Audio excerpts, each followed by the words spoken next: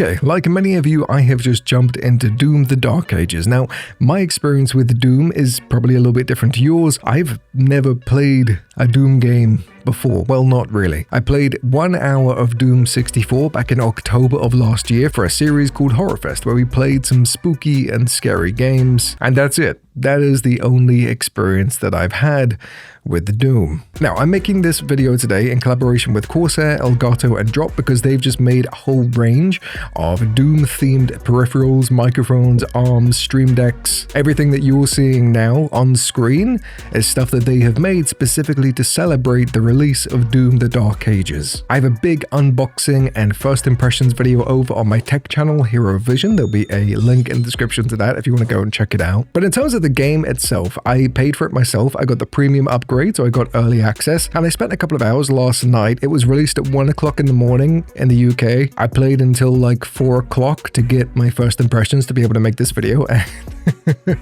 I'm very tired. So when I jumped into the game, I was expecting something very reminiscent of Doom 64, but there's always been something about Doom that I just never connected with. And I don't know if that's because I was just never brought up with it. The same thing with Halo, actually. It was just never part of my childhood, so I just don't think I was ever drawn to it to play any of the games that came afterwards. But with this one in particular, like, it looked very appealing, it looked different, and based off of what I've heard other people say as well as my own thoughts and opinions, it is very different to every other Doom game that has come before it. This is the first one that I've genuinely felt like I can sink my teeth into, and it appeals to me as somebody who's typically a fan of RPGs. When you first load into the game, there's a bunch of settings and things that you can adjust, and it looks like this is very intense. I don't know if that's the right word, but there was a lot of stuff that you have the option of fine-tuning. Before you've even jumped into the game, you've gotten the feel for how tough the enemies are. It gives you the option to play around with everything and customize if that's something that you want to do.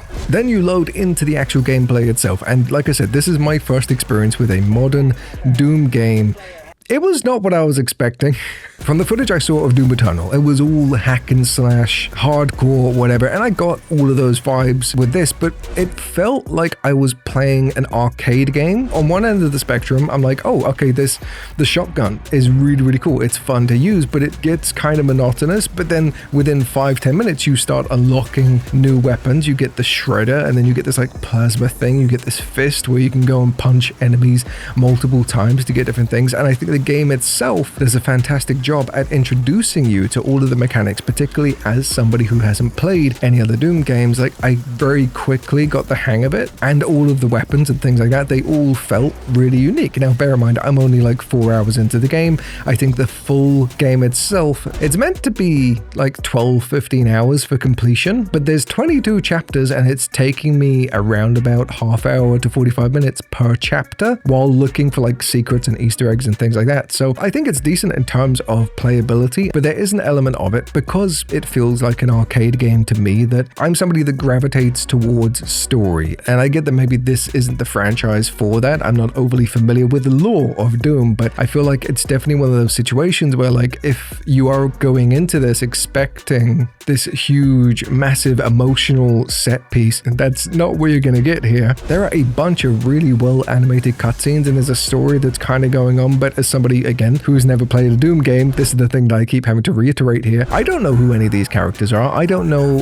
why the Doom Slayer is a guy that can just be summoned. Like, has he been captured by humans to be able to be used and manipulated to defend against demons and things like that? Or is there some other lore and history behind it? I don't really understand that side of things. And putting aside the story stuff, which I think that is subjective, whether or not that's something that you are going into it for, just looking at Doom the Dark Ages for sheer gameplay and fun, it's one hell of a time. I'm excited to get into a game where I don't have to invest 30, 40, 50, 100 hours into lore and story and backstory. This is the game that I would put on after a hard day of work, or my kids are stressing me out all day. I want to be able to just sit down and zone out, shoot some guys, have a laugh. But you know how in pretty much all modern games you have to walk up to a door and press a button to be able to interact with it. If you want to restore your health, you have to like have a med kit, or you have to interact with something and refuel at this. There are different color-coded objects and things like that on the ground that give you different benefits. So the green ones restore your shields, I think they are. The blue ones restore your health, and then the yellowy orange ones, they restore all of your ammunition for your weapons and things like that. So that was a mechanic that I wasn't expecting, because that's what I experienced a little bit with Doom 64. And the fact that that has carried over to Doom the Dark Ages, which has come out many years later, I thought that was kind of weird. I assumed, like every other game, there were going to be med packs. There was going to be this whole system of upgrading your armor, and there is all of that in there, but I haven't really had a chance to play with the leveling and upgrading systems just yet. I also wanted to touch on the exploration side of things, because all of the levels are absolutely beautiful. There are some really wonderful set pieces, and it is all very dark and grungy and things like that, which I think, again, that's the appeal of Doom games. It's not meant to be this beautiful vista that you would experience with Red Dead Redemption or Assassin's Creed Shadows or something like that. This is the aesthetic and the theme of Doom, which people have come to love, and that's why it's become such a cultural phenomenon and such a big, successful franchise, because that speaks to a lot of people. But throughout all of these set pieces, you have set objectives and things that you have to do. Go and take out some enemies here, destroy this Oblivion Hellgate looking thing, I can't remember the actual name of it, but you take care of those objectives. And then there's also a kind of exploration side where you can find all of these secret areas that are scattered, and you can get life sigils, I think they're called. Haven't figured out what they're for yet. I assume it's some kind of respawn thing.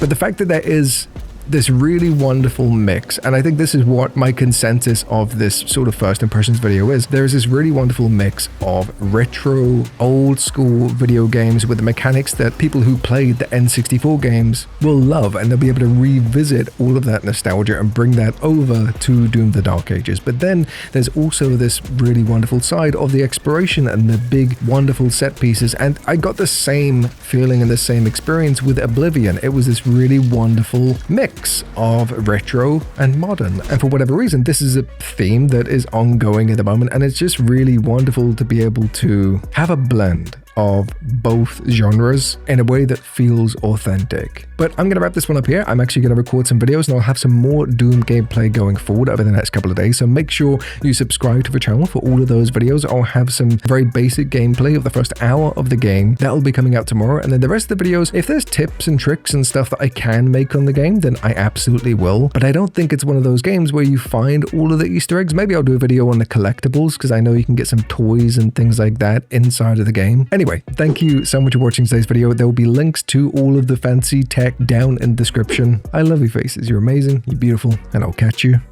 in the next one.